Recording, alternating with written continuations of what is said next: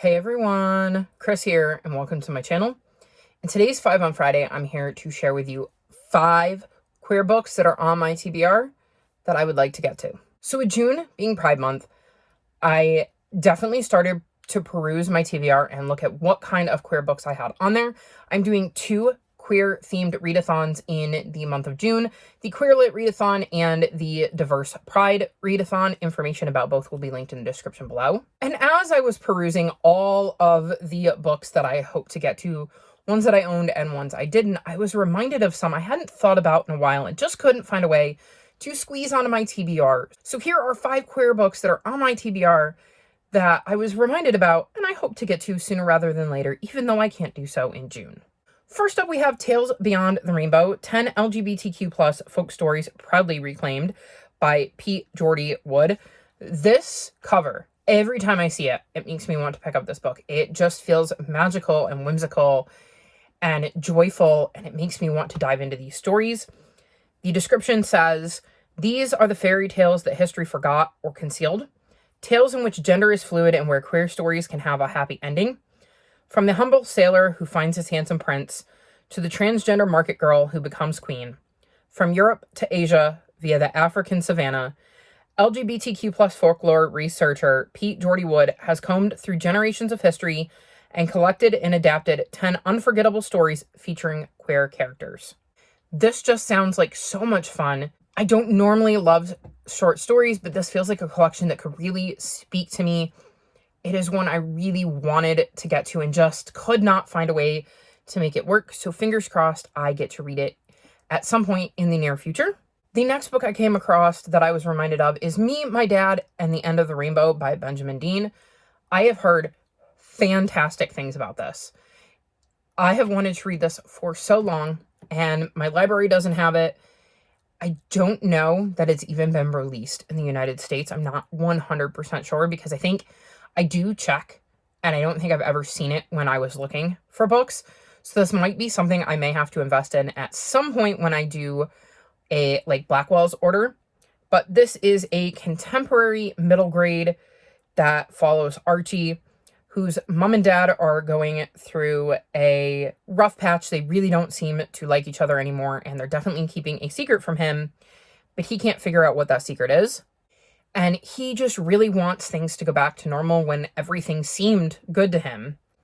And then one day, a crumpled flyer falls out of his dad's pocket, and he thinks he may have found the answer.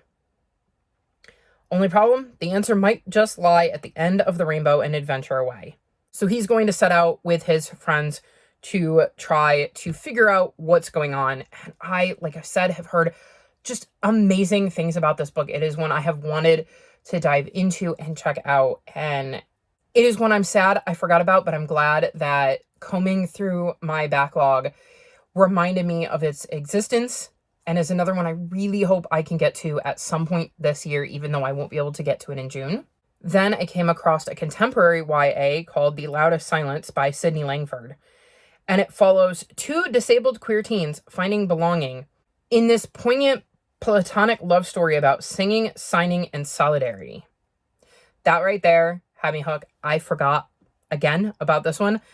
I love that this one has a lot of rep in it that isn't just queer rep, because we're following a character named Casey who dreamed of becoming a professional singer, but then ends up having sudden, permanent, and profound hearing loss mere months before her family's cross-country move from Portland to Miami.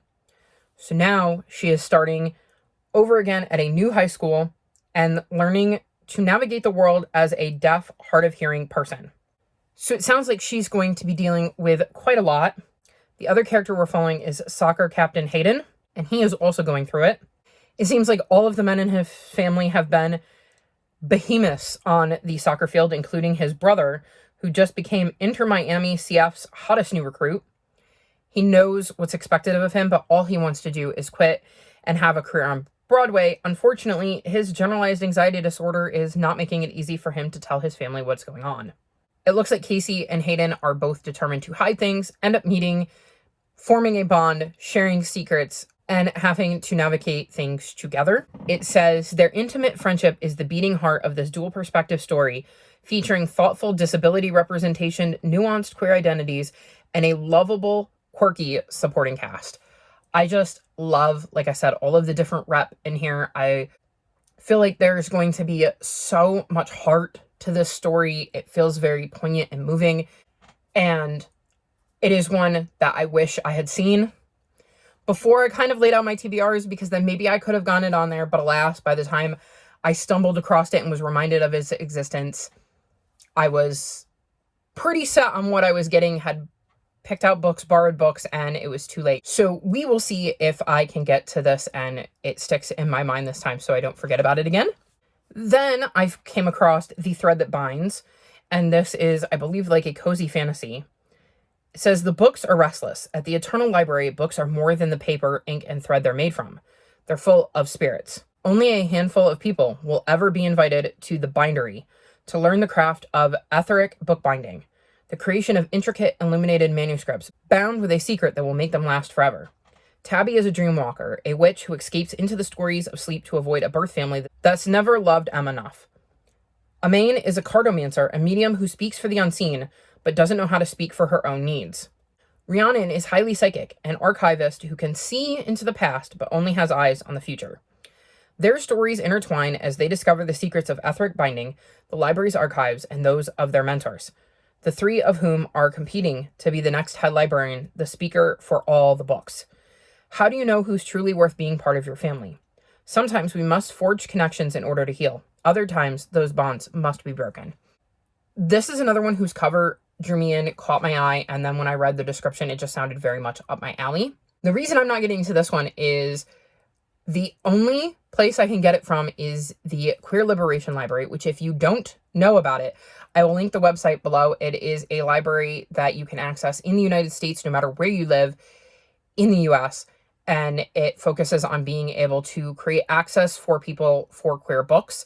I absolutely love it. I donate monthly to it because I think it's such an important cause, especially in the current times.